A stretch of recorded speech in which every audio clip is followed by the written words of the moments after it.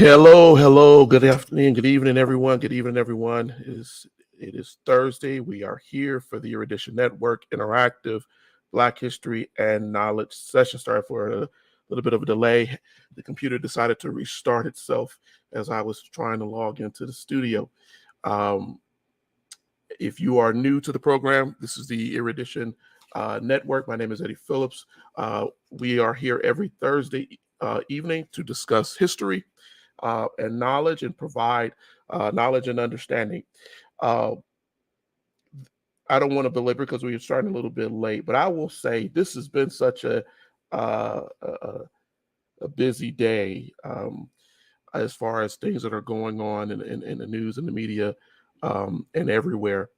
And I received at least about four or five, maybe a little bit more that I may not have read, people asking about what is going on and a historical issue with it. But I think the entire situations that are going on in the world right now, um, a lot of this stuff is really, and please, I'm not diminishing it. It's not new. Um, the issue with, I don't want to dwell too much on this tonight, but I'm going to touch on it because I've received so much, and I won't go into the politics of it because we don't do politics here. But what I will say is that um, these things are not new. None of this is new. Um, we know what is going on throughout the world with as it goes with Russia, and we know that Russia has had sanctions from the United States for many and many years. Um, and we know that we have had the Cold War with Russia. We know our history with Russia. And most of what is going on currently is not a new situation. Um, and so I am a little bit blown away that so many people are acting as if it is, because it really is not. And that does not state that this is not important. There are people who are suffering. I had to put something out earlier today to speak to the fact that while we're talking about all of the economic significance and all of the geopolitical significance of the Ukraine, one thing that should not be lost on us is the loss of life that is absolutely happening right now. Um, Men, women, and children who are simply trying to live their lives. And that should not be diminished because of whatever can be gained um, from Ukraine.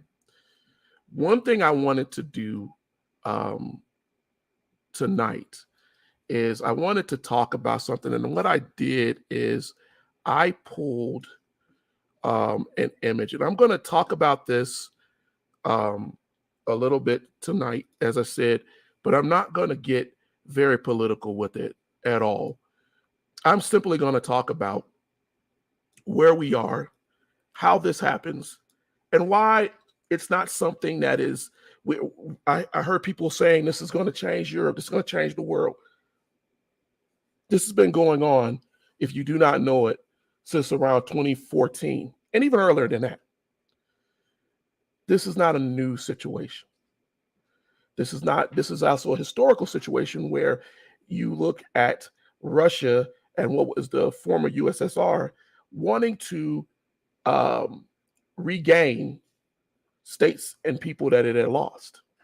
And so there's a lot of that going in. There's also a civil war component here where you have people who, for the better part of 20 something years, have watched as Russian or Eastern and Western finances have come into that country.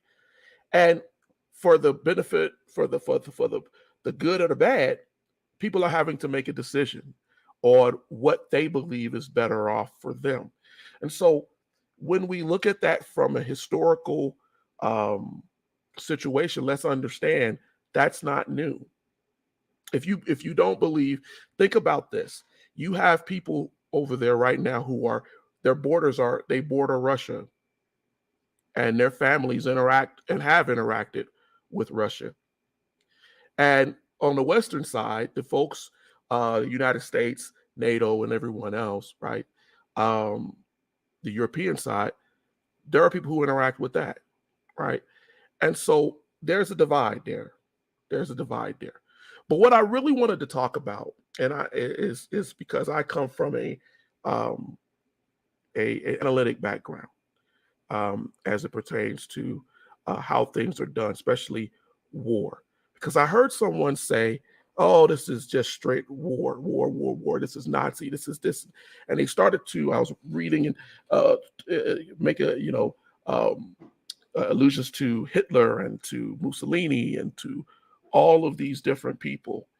And in fact, um, they what I don't think they really understood is that war is fought on different levels. War does, we're not just talking about tanks and people and bombs, it's fought on different levels. Some of my friends out here who are military or have a military background can tell you, right? Or they should know that it's fought on different levels. At the heart of it, it's not just the idea of killing or murdering or destroying or ransacking or whatever. At the heart of a lot of it comes the idea of hearts and minds. You want to win hearts and minds. And so you don't start a war or a conflict with the idea of, we're just going to take over. We're just going to take over. First thing I'm going to do before we get into that whole warfare thing is I'm going to share, at the beginning of this, I'm going to share my screen, but and so please bear with me. But I'm going to keep talking while I'm doing that. We are in a world right now where we are seeing all of the hardships that are going on. We see the inflation. We see everything that's happening with our country. We see there's a challenge to this world right now of the old taking over and succeeding the new. There is an issue right now throughout the world of people who were once considered to be minorities are now starting to outnumber those who have been in the majority. And what that does is that shakes up the whole geo understanding, right? The esocentric understanding of a lot of these countries. We saw that in France, right? When you had the Muslims and people were being attacked and they were attacking the Muslims in their papers and everything else. And there was this whole political fight that eventually, unfortunately, led to people being killed. We see this throughout Europe, everywhere in Europe, that other cultures are now outnumbering those who have traditionally been in those areas. And so when you are no longer a minority, the whole stratified existence of our world is changing. I use that term stratified a lot because it's just like fault lines rubbing against each other. It causes an earthquake, it causes an eruption, it causes destruction, and it tears things apart. In volcanoes, it explodes things, and something new is created. Or something is torn completely asunder so that it is something new of its own. And so we are living in a society right now where that is happening. That is quite literally happening every day. And we have folks who are out here who are not happy about it. And so when you start to see these situations build up in the United States and everywhere, and you start to see how folks are angry at what's going on. War is going to happen. Conflicts are going to happen because someone wants to be able to maintain the status quo, what was there before. Somebody wants that, and they're not going to willfully or quickly give that up. So I wanted to kind of go into some things.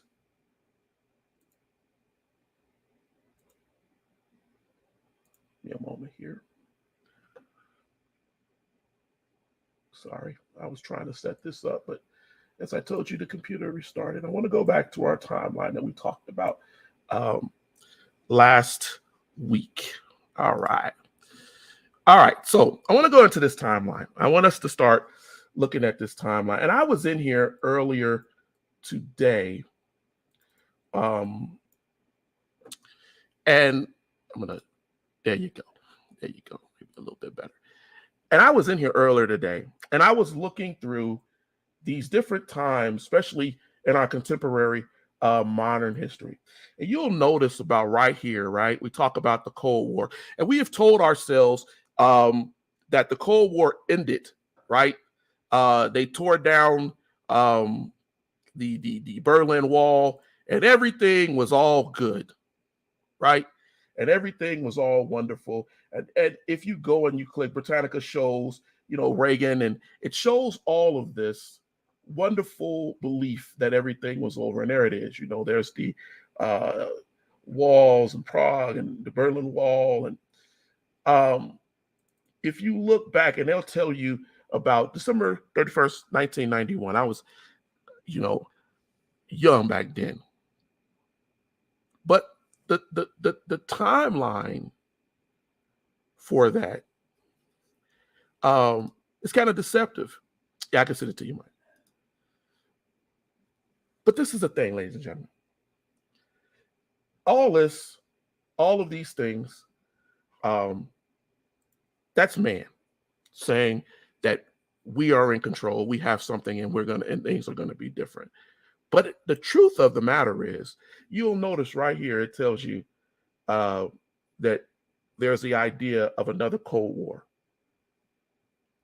We're in that. And we've been in that for quite some time. We keep putting this situation as if we are friendly with all of these countries and everything that's going on. But this is quite honestly not the case. So let me get into my other screen here, what I wanted to go over. If any of you have been taught this in school, please, by all means, I want you to chime in. I want you to chime in and let me know that you'll know what I'm getting ready to talk about here. Give me one moment. I don't know why it's doing that. It told me it wouldn't share.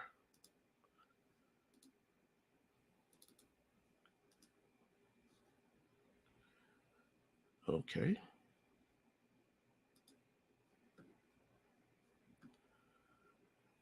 Okay, I'm not going to do that. All right. So it's going to take a little bit more of a moment, but let's discuss it, right? For some reason, the computer won't let me share. It's not liking the fact that I'm sharing across platforms, so please forgive me. But let's talk about the levels of warfare here. If you've been on the show at any given point in time, you may have heard me talk about different things like strategic, operational, and tactical. If you are a military person, you may have heard me talk about these things too. And when we talk about these, what I want to get into tonight, because I really wasn't going to talk about this situation, but I saw so much confusion today of people saying things that quite honestly were not true. And people's understanding of things, I'm talking about even in the media, that were so over the top, excuse me, that they didn't even know, they didn't even let you understand that this had been going on for quite some time, that this is not something that is new. And so I wanted to make sure that we covered that tonight. I wasn't going to, but this is not only a Black issue, this is a knowledge session. And I apologize that it's taken me a little bit longer to get these actual slides here for you, but I want us to make sure we understand what we're talking about here. And I don't want us to go out and regurgitate what is being put out to people all over. I don't want to do that. And so I wanted to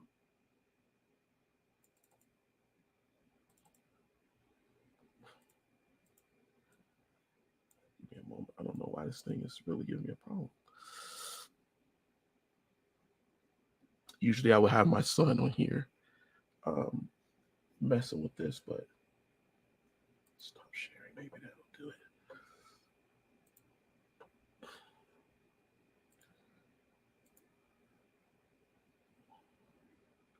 Give me one moment. I am so sorry.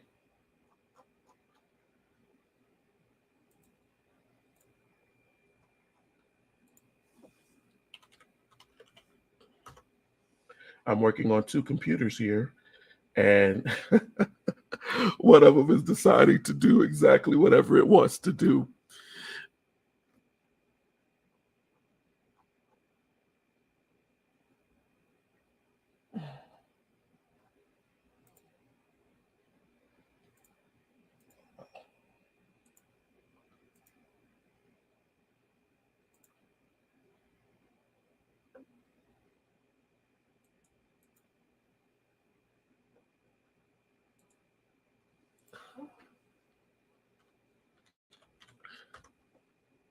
Okay. That's insane. Anyway, all right. So I'm gonna go through this. We're gonna talk about these things here. So when you look at what's going on right now, you have different. We've talked in the past about strategic, operational, tactical, and when I talk about these things, typically to people, I want them to understand that what I'm saying is that war doesn't just happen with people in conflict. The first thing that happens is a thing called policy. A policy has to be administered, right? And once a policy is administered, then what happens is the power that be has it in their mind, rather it be America, rather it be whatever, that this is what we're going to do in order to ensure our sovereignty, our ability, our strength, or whatever it may be. And so I wanted to talk about that tonight, and I apologize that it's causing so much of disarray for me to try to be able to do that. But I wanted to do that because, as I told you, there are things that are out here, and I think I have it now. There we go. All right. I really apologize, ladies and gentlemen. Usually we have this in order for you. Okay. So I created this earlier today, right? So let's talk about this. We're talking about policy. So Russia had a policy, right? That it was going to, their strategic grand policy, that white circle at the top, that said they were going to regain parts of Ukraine, right? Now, at the top of that policy, that was the strategic plan, the grand strategic plan that we're going to do before we ever get into war. On the side over here, I created and added a part here, right, that talks about the institutional idea of this. And what the institutional level of war is, right, is when you go in, right, and you try to win the hearts and minds of the people. When you see folks over here right now, because there are folks in Ukraine right now, right, who kind of agree with what Putin's saying, who kind of agree that, okay, we've been dealing and doing business with Russia for years. We were once Russians. We're part of Russia. And we saw that as our identity. Sounds very similar to our history here, right? Here in America. It sounds very similar when I saw someone say today, the rebels. And I asked my sons, I said, what is a rebel? You're rebelling against something, some institution. So at the top of it is the institutional understanding of warfare, right? We're going to develop a mindset, whether we use materials, whether we use money, whether we give them, we do business with them. And in that area of the world, you're talking about a lot of business being done with Russian oligarchs, with everything. And so the institutional development has been going on for better part of a decade. So before we even initiate our policy, we know what the institutional idea is.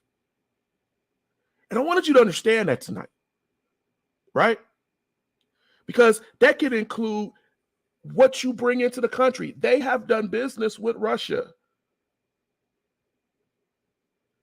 Ukraine has not assigned itself to NATO, even though they knew that there was threats, even when Putin went into Georgia. But there's money to be gained on both sides. And if you are a film person and you ever watched the movie A Fistful of Dollars, where the Eastwood character plays both sides. And I'm not accusing them of doing anything wrong. I'm telling you that this is how it happens. So then somebody decides policy. We're going to go back and get them. And then we get to this green part here, strategic. That's the level of war at which the nation who wants to go into war, right? That's when they go in and they start getting their plans together. They start calling in their allies. They start looking at their bank books. They start looking to see what will be the reaction of everybody in the world. What are they going to do? It's a chess move. And then you start to say to yourself, well, this is the objective. We know that they'll give us sanctions. Okay, how do we get around that sanction? Is that really going to be important to us? Who has money with us? Who's our ally? And so you develop your strategy, just like when you play a game, a board game. And when you develop that strategy, you do that before you ever move into anything else. This is why I said this at the beginning of this is not new. Pastor Razor said, Russia and Ukraine have been fighting nearly since the fall. Exactly. Since the beginning. We're definitely living in a more comfortable position over here. We are, and then we're not. Because, see, we have aligned ourselves as Americans with NATO and with other nations to defend things like this when they happen. But we also have policies, institutional understanding. We have our own idea of how we do warfare, not just tanks, not just bombs. A strategic understanding of how we deal with this. This is why, and I'm teaching this because I don't know if we teach this in school. And if you're out there as a young person and you tell me that you have, please let me know. But I don't think they teach you this.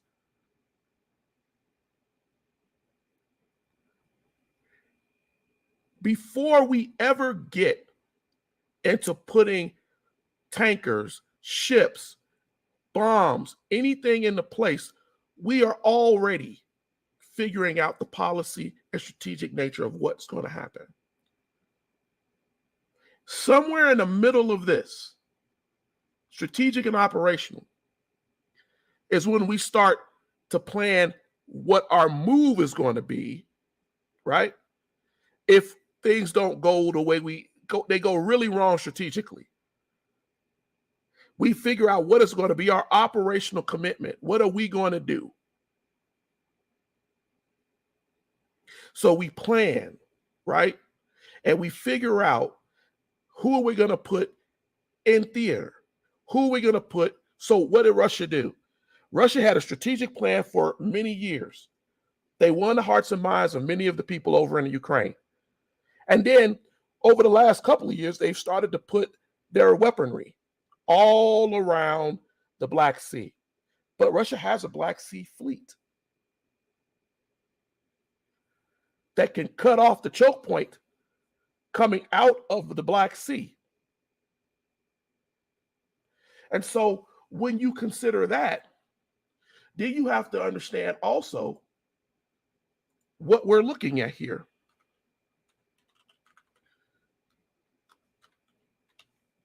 I'm going to pull that up. I'll pull a map up of that. You have to then look and say, okay, if Russia has a Black Sea fleet and they have the ability to cut off that area of the world, well, strategically, operationally, that's why they move forward.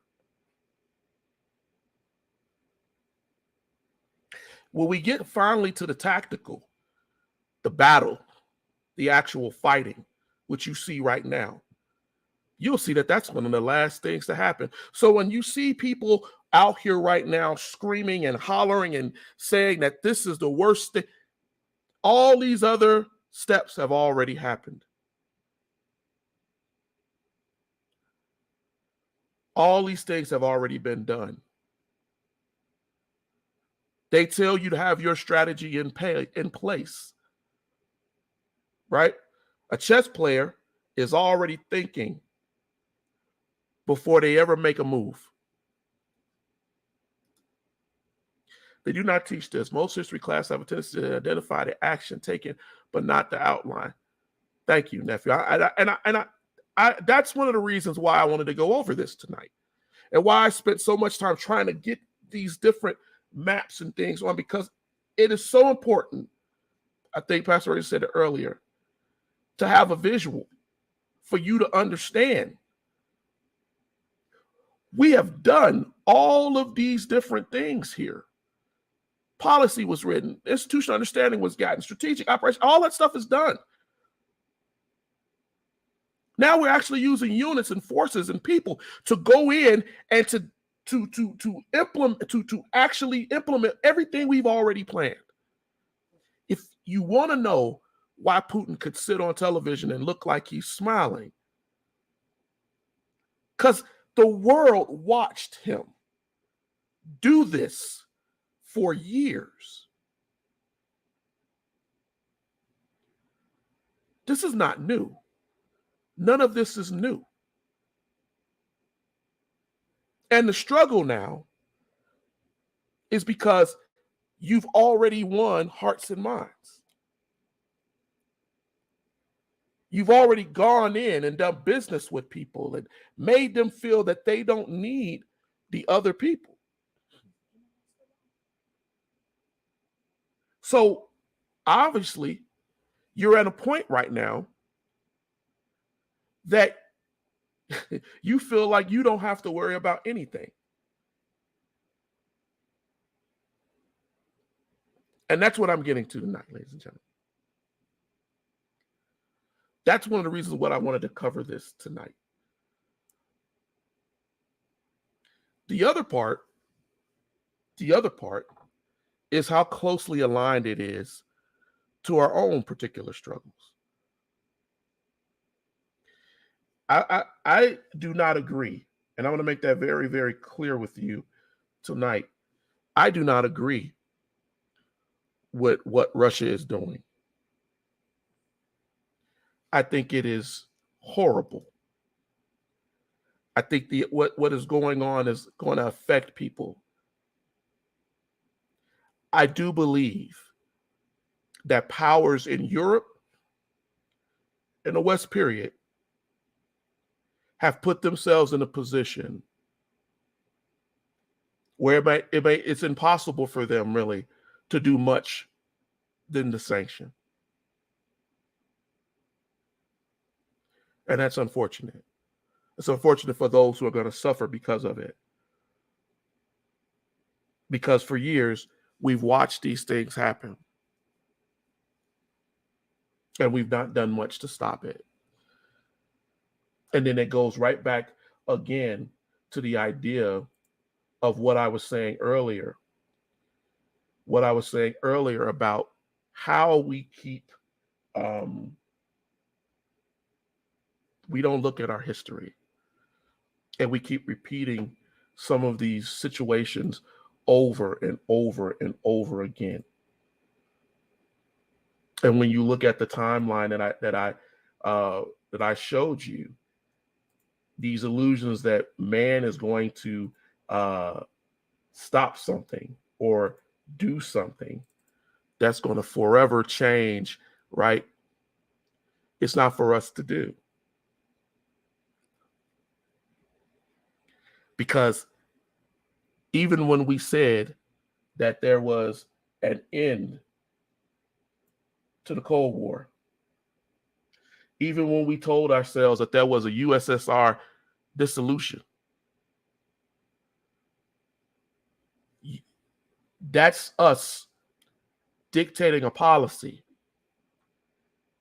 Putin was around then. Putin is an older man, older than people think that he is. And all of these different men sat here saying, playing this strategic game that I just talked to you. But when some people walked away from the chess table and thought it was over with,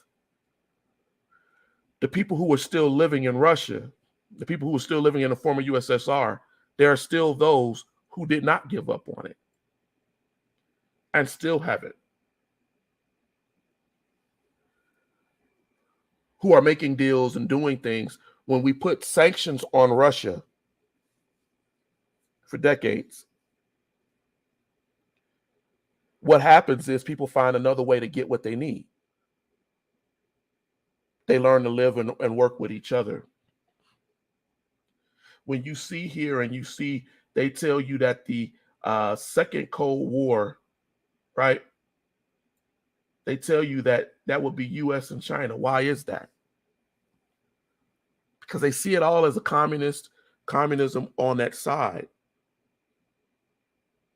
But if you were to go and look at the map, look at the world map and see, right, how the map lays out, you see China, Mongolia, and Russia all around each other.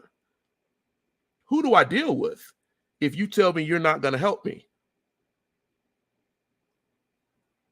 Now, you may say, Eddie, this ain't got nothing to do with Black history. Why are you telling us this? Because it does have to do with Black, white history, world history, period. It has to deal with anything and everything that is going on right now in this world. And that's just the truth. That's just the truth. I'm open to any questions, comments, concerns that you all have tonight. Because as this fell into being, I didn't know how I was going to handle this tonight. I said to myself, I said, well, I'm going to do the best I can with it and talk about it. But I welcome any questions that you have, any comments that you have. This is an interactive session. Please feel free to say, you know, what's going on with your thought process and what we're seeing today. Because I do believe that people have questions, but I also think that there's a lot out here that is not offering people the actual accurate answers that they need. I think it's the best way that I could say that. And so I wanted to make sure that we covered that tonight and that we went over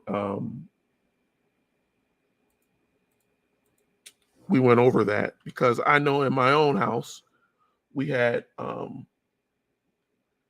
people with questions. The kids had questions, things that they wanted to know, things they wanted to understand about what was going on. And so that's one of the reasons why we did this tonight. On my end of this, I will also say that I see how we have stovepiped ourselves into a situation. I don't think that it's untenable that we can't do anything about it. I don't believe that. But what I do believe is that we have positioned ourselves into a situation that we could have stopped a lot earlier. And I mean that as far as everyone that's out here clutching pearls and screaming that they're concerned right now, we could have done some things that we did not do. And unfortunately, we're paying the price for that right now. None of y'all have any questions? No ads, nothing? Anybody out here? Comments, concerns, theories? So you believe that since Ukraine was attached to the money of Russia, that they left themselves open to this time? Not necessarily left themselves open, Sean Anthony, more in the idea that I believe that what they did was underestimate how far someone would go, how far Russia would go to get them back into their control. And when you start talking about economics on a world stage, you find that people are more likely to talk to you because they feel that there will be something gained. There will be something gained, even though, right, there are some issues here. It benefits our people. So you let things slide. You let things slide because it helps you economically. I mean, what are you supposed to do? What are you supposed to do in some of the situation? It's a no-win situation, because if you look at the situation in the Black Sea, right? If you look at the map of the Black Sea and you say to yourself, wow, the way that this looks, it's very hard for us to do many things because in Sevastopol and different areas, the Russians control it. And I'm going to actually try to show my screen here because I really want us to understand that, right? Their idea is like, hey, man, they control this. What am I supposed to do?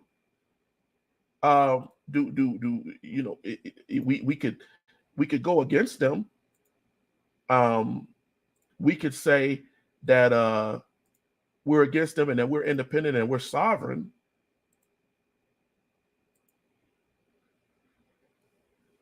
But again, let's look at that.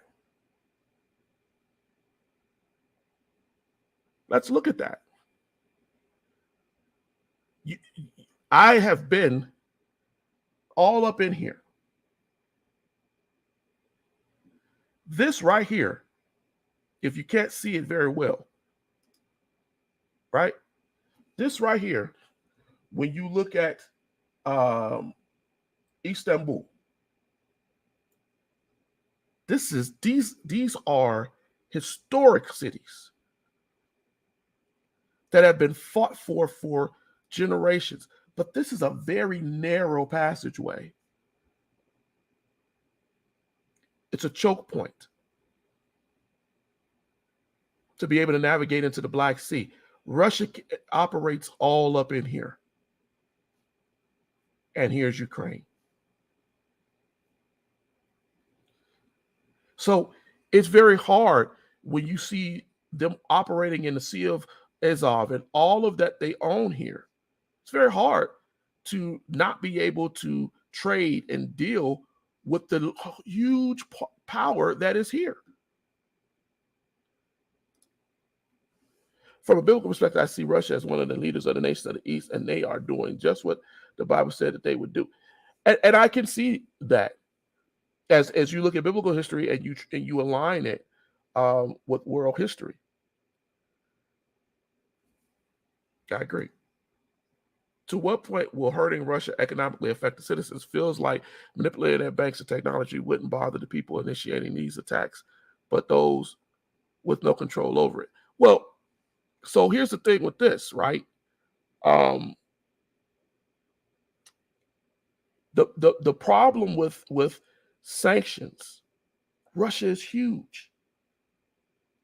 It's huge. Two of the weapons of the world are sold by Russia, China, and the US. That's why you see Russian military equipment in any of these countries that are around the Black Sea.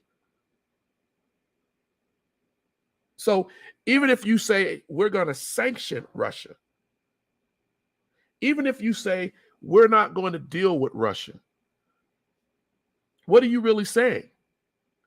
Because Russia's still going to do business. They're still going to do business.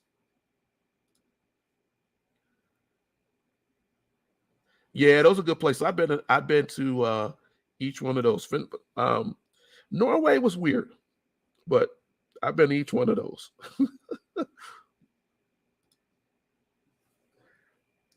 Tonight, I wanted us to look at some things, because what I don't like, what I really don't like, is I don't like misinformation, not vetted information.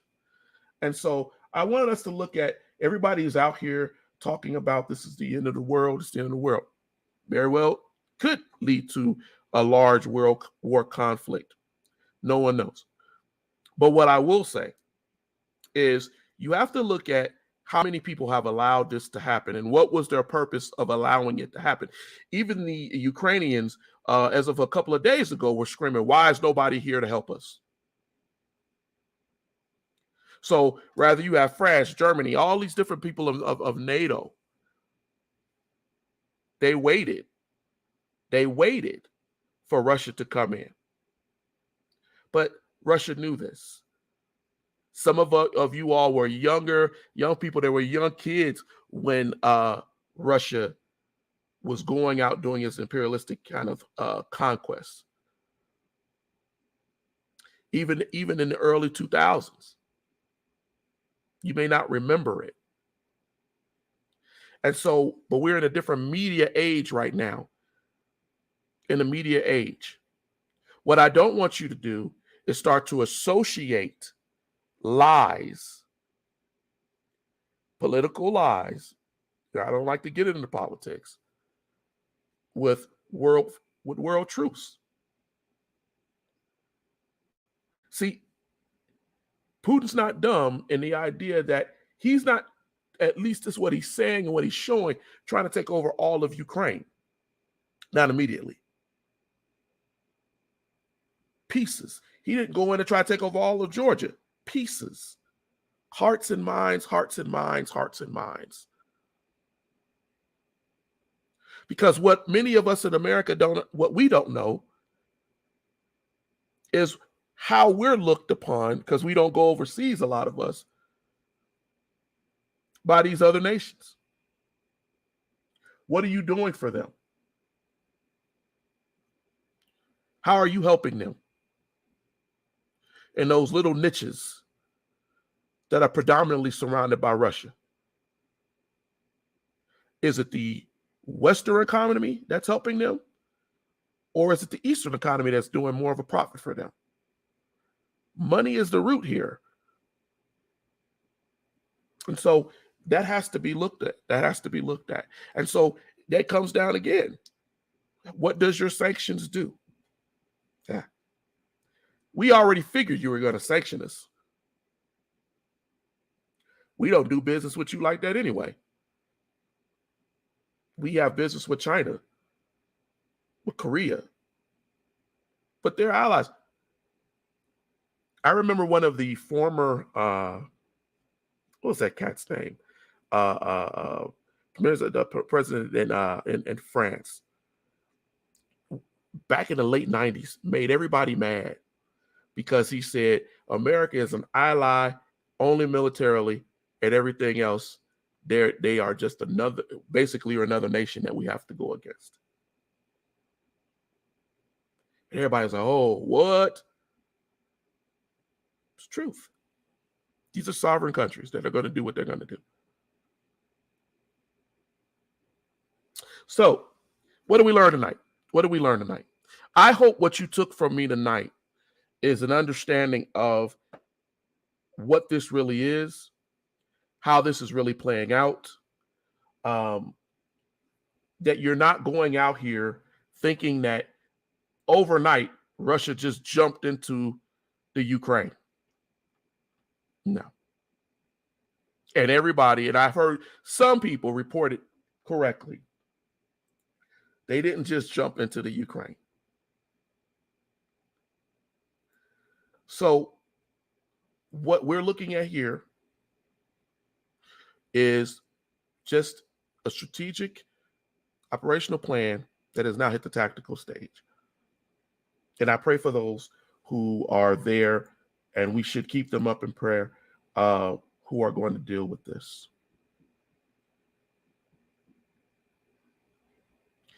And so I just hope calmer heads, wiser minds do what's right. Ladies and gentlemen, we're coming up. I got about 5 or 6 minutes left. Got on a little bit late tonight, but I such a lot, going on as I'm watching this, and my background makes me look at this a little bit differently. And I hope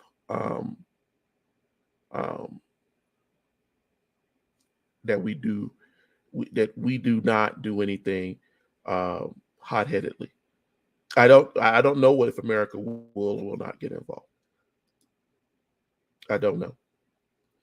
I hope that we don't lose young people or people in a fight that is unnecessary. I hope that we don't start throwing bombs and ignorance all over Europe that eventually can bleed over here into the United States.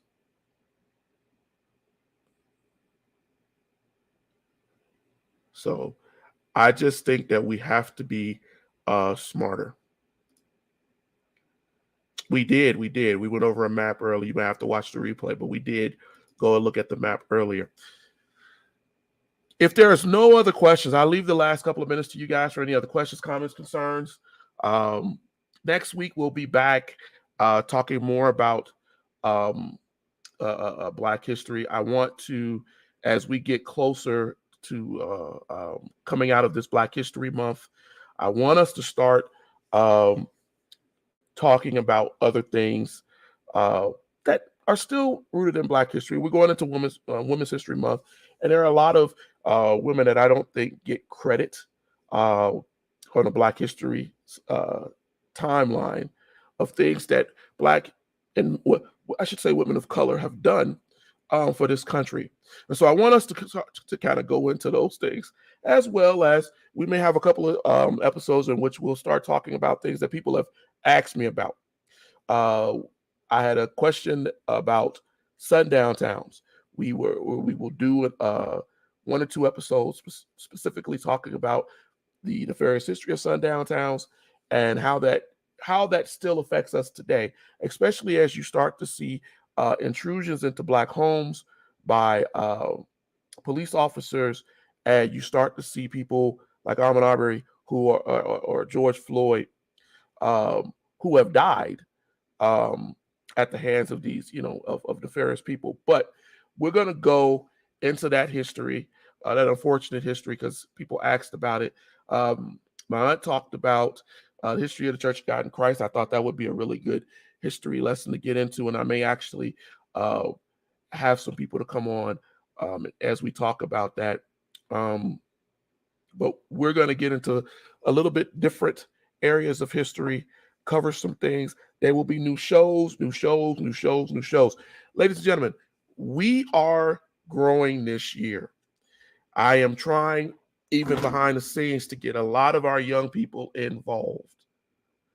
I want our young people involved.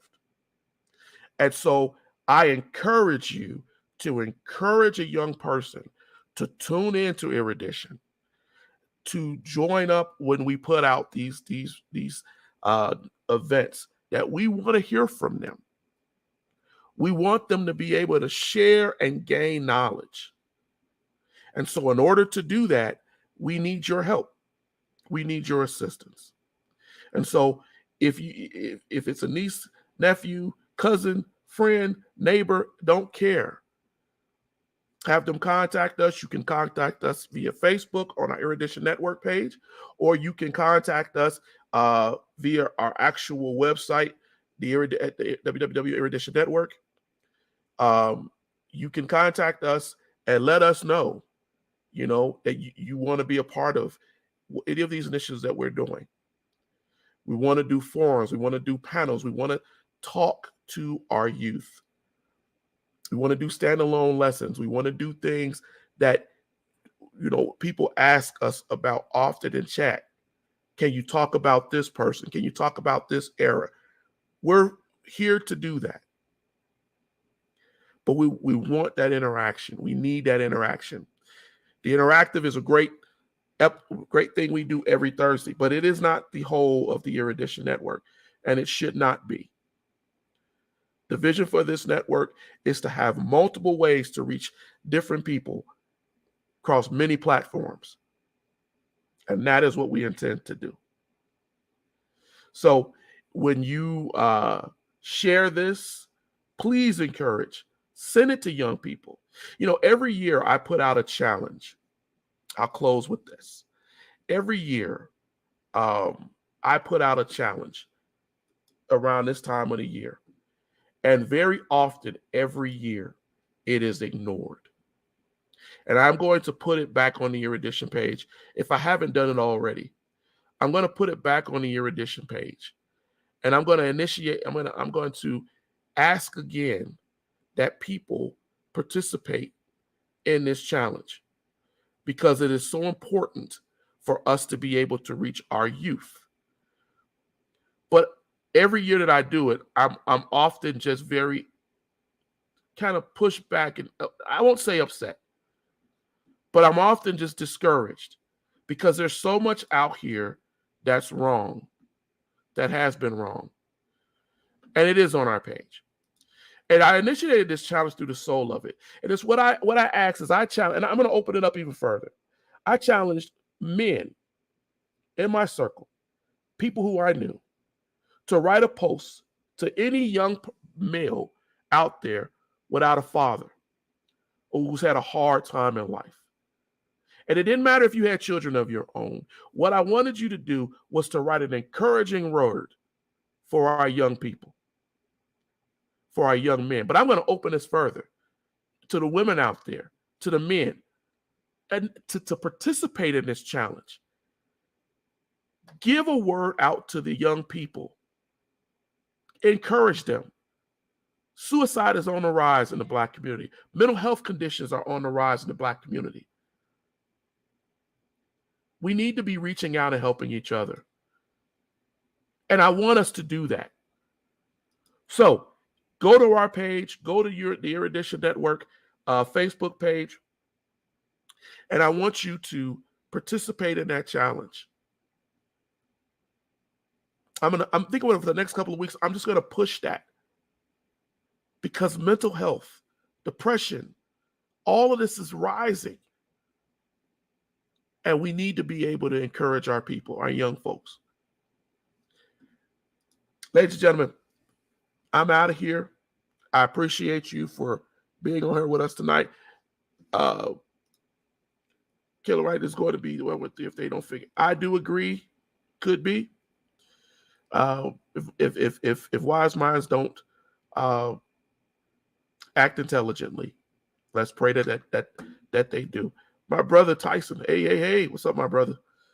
All right, ladies and gentlemen, thank you for joining us. We will see you next week, Thursday, for the interactive. Please stand by if you want to get further history, biblical history, as it pertains to world history. Please. I will put the link on our page.